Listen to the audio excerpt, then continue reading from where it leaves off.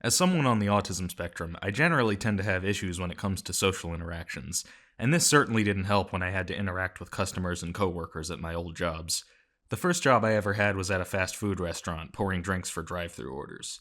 I didn't have to interact with customers much, but I did have to interact with my coworkers. There was this one girl who, I swear, thought I was just a straight-up idiot. Despite the simplicity of the job, I would often have trouble keeping up with orders because of how fast-paced and overstimulating it would often get. And that led to moments with this girl that usually went something like, "Hey, he ordered a Coke, not a Sprite. Pay attention once in a while. Hey, that was supposed to be a large, not a small. What's wrong with you?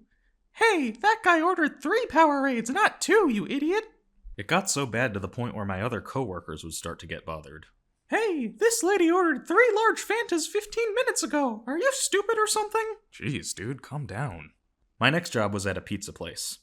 This one consisted largely of actually making the pizzas, not selling them, so again, I didn't have to interact with customers very often. But interacting with coworkers could still often be a chore.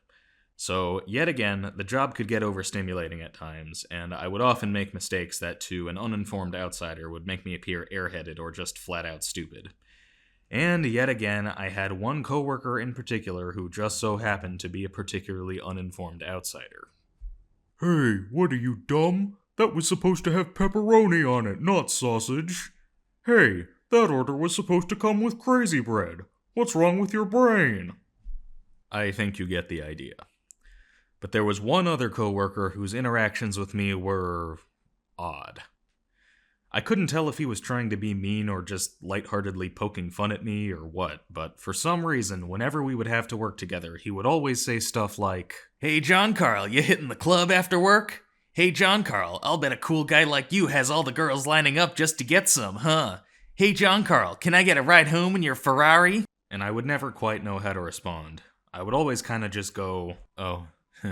I imagine the reason he said stuff like that is because of how ridiculously nerdy I was compared to everyone else there, and therefore the least likely out of all of them to hit the club after work, or own a Ferrari, or get tons of girls, or what have you.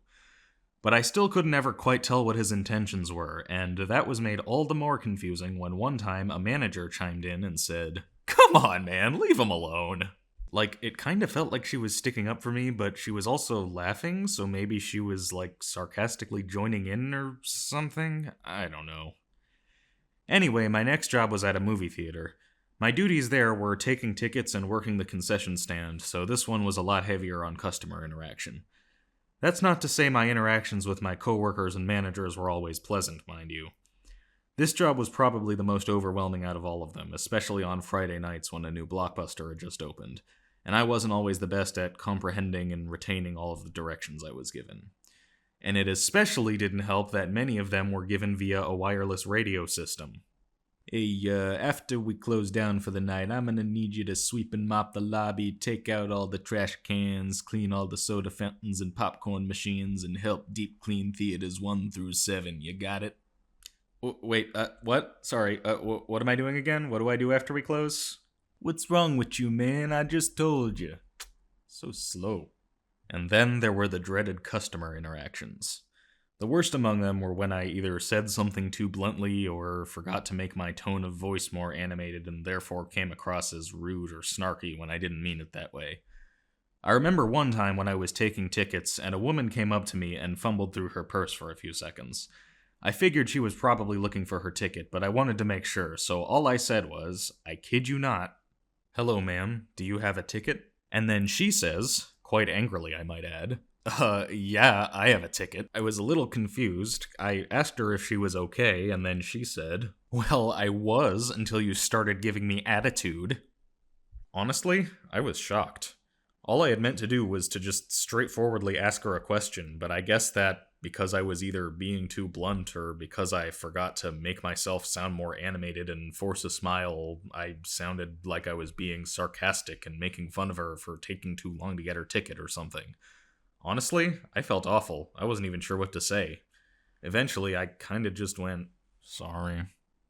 But it all came to a climax one day when I was working at the concession stand. It was extremely busy that day, and I had many orders to juggle. I was already overwhelmed when one lady, whose order I had soon realized I had just forgotten amidst all the others, came up to the counter and started yelling at me. At that point, I just snapped.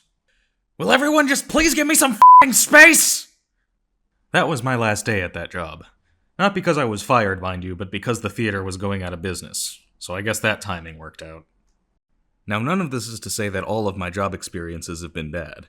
At my next job, I was able to chat with my manager about being on the spectrum, and she was able to assign me to tasks that fit my skill set much better. And in the end, I think that's what matters most when it comes to helping autistic people in the workplace. Figuring out their strengths and weaknesses, and being able to work around them to make sure they get the most out of their job.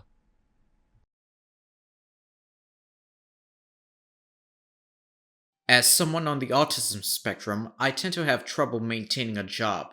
One job I used to have was at a department store in a mall from 2014 to 2016. Some of my duties included stocking shelves and bringing in new items from the cargo area. Eventually, I was reassigned to doing night shifts in the cargo room, where I used to help unload the new inventory from cargo trucks. They had me work some very late shifts that sometimes went against the availability schedule that I gave them when I first applied for the job. Hey, you can't leave until this truck is emptied. But I told you guys I can't work past midnight. I don't care. Just empty out the cargo hold and have the inventory ready by morning. Sometimes I had to spend virtually all night removing boxes from a cargo truck, opening them, sorting them by brand and product, and placing them in their proper departments. Things got worse a couple months later when the store acquired 2 more cargo trucks, which of course meant more time needed to be spent emptying them out. This often meant that I'd be called in to help with this unexpectedly, even at the most inopportune times. Hey, we need you to come in tonight, and tomorrow night afterwards, and the night after that, and that. I don't know if I can. Thanks. Bye. As 2015 wore on, the night shifts got longer and longer. Sometimes I wasn't allowed to leave until long after the sun rose. Sleep became non existent for me, and once 2016 came around, I eventually decided to call it quits. In 2017, I applied for a job as a videographer for a company that made videos for high school sports games. Okay, I want you to head over to that location by Saturday morning. Your team leader will hand over your equipment for you to film the games, and when they're over, return the equipment over to him, and you can call it a day. Given how far away some of those games could be, I ended up spending more money on gas than I actually made. Plus, they often have me shoot outdoors for several hours at a time, even when the weather was awful. And then there was the time a football coach yelled at me for getting too close to the game. Hey, what are you doing here? Get to the back this instant. But sir, I'm supposed to be shooting a close-up for... Just take your tripod and camera to the back and film from there. Now! When I told my boss about this, he ended up in a heated shouting match with the coach. It was nice of him to stand up for me like that, but still, I found out that I didn't work well in high-pressure situations like that. After all of these experiences, I admit I was almost convinced that I could never enjoy my work no matter what. Thankfully, that turned out not to be the case. After I left the company, I found another video production job, this time run by someone who could relate to my experiences and was much more accommodating. And I think that just goes to show you that autistic people can succeed in our work just like everyone else. All it takes is for someone to take a chance on us, and with enough patience and guidance, not only can we be good at our jobs, we can truly thrive in the workplace.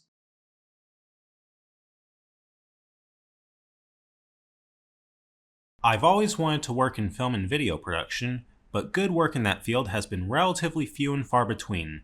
This one time, I applied for a job as a production assistant on a film shoot. At the time, I thought that production assistant meant someone who handles the equipment, which I thought sounded right up my alley. Eventually, I was able to land an interview with the director. Basically, what a production assistant does is do whatever he's needed for on set. Would you be okay with that? Sure, I'm willing to help in any way I can. And I do mean you have to do anything you're needed for. Are you sure you're okay with that? Sure. Great. Welcome aboard, sir. The first big red flag was when production was postponed for a whole month, leaving me without much to do in the meantime. Then, when the first day of production finally came, hey, it turns out we don't actually need you for this scene. We'll meet you at the next location, okay? When I did that, and it was finally time for me to be on set, it was then that I realized that I may have misunderstood what production assistant meant. My duties largely consisted of menial tasks such as helping arrange furniture, picking up trash, and watching over the catering. Actually handling the equipment was mostly consigned to the grip department. The most significant thing they had me do was to run to nearby stores to find props needed for the scene, and those could be shockingly hard to find. So I just looked around 3 different stores, and I couldn't find any Irish blue apples. Are you sure we can't use any other fruits for the scene? Okay, I'll check out another store. My role in the production continued for days with more menial tasks and errands to run until my parents got a word of what my role was like. Hey Darren, I just talked with someone about your situation, and they're willing to help you put your skills to better use. How will they do that, Dad? Well, they said they would let you use actual film equipment, unlike what you're doing on that film shoot. That sounds great. I'll see if I can switch gears to that as soon as possible. And after finishing one more day of the production, I told everyone else involved about my situation. Luckily, they understood and let me leave.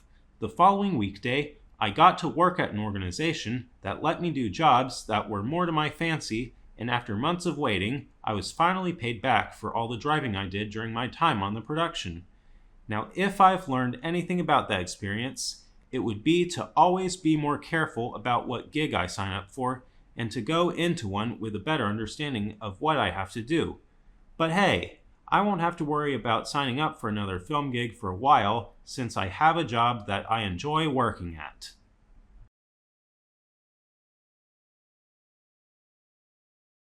Before my current job, there were 2 other jobs that I had in my lifetime. My very first job was at a grocery store. I started off as a produce clerk. What I had to do was stock the produce and dispose of any boxes we had in the back. A simple job, or at least it would have been. My manager there had a specific way he wanted me to put some of the produce in their respective aisles. Apples and stuff like that were just to be poured onto the area. I tried this as he wanted the fruits to be stocked ASAP. But every time I did, some of the fruits would spill onto the floor. I had no idea why, they just would.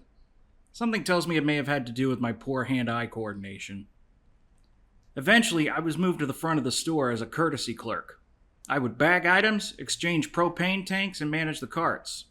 Carts were a little heavy for me to push, so most of the time I wouldn't be outside alone. I would usually not take more than 5 carts at a time. When I did have to take more, it would be a struggle to get up ramps with ridges. I had to leave the job as some of my college courses became demanding of my time, and I had to make the decision to leave. I wouldn't say it was a horrible job. I just wish my experience overall was better. A few years after I left my grocery store job, I worked as a ride operator at a theme park.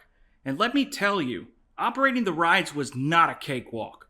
When a ride malfunctioned, I would sweat bullets as I was never sure if it was me or if the ride legitimately had a problem. Everyone else seemed to be having no issue at all at their rides, though I couldn't always tell. Sometimes when I needed help, my supervisors wouldn't come out to help me when I really needed them. If there was one thing I hated the most, however, it was interacting with whiny customers that acted like children. One issue I remember in particular that parents had were height restrictions. I had one dad in particular get upset because I wouldn't let his daughter onto the ride, because from what I saw, she did not meet the height requirement. Hey, I checked my daughter's height. She can ride. Sir, I'm looking right now. She's not tall enough to ride. You let those other 2 little girls get on. They got on the ride before, and I checked them then. Let my kid ride! Needless to say, after checking again, I realized that the daughter did indeed meet the height requirements. I felt so embarrassed, and because of the temper tantrum the dad was throwing, I was afraid I was going to lose my job.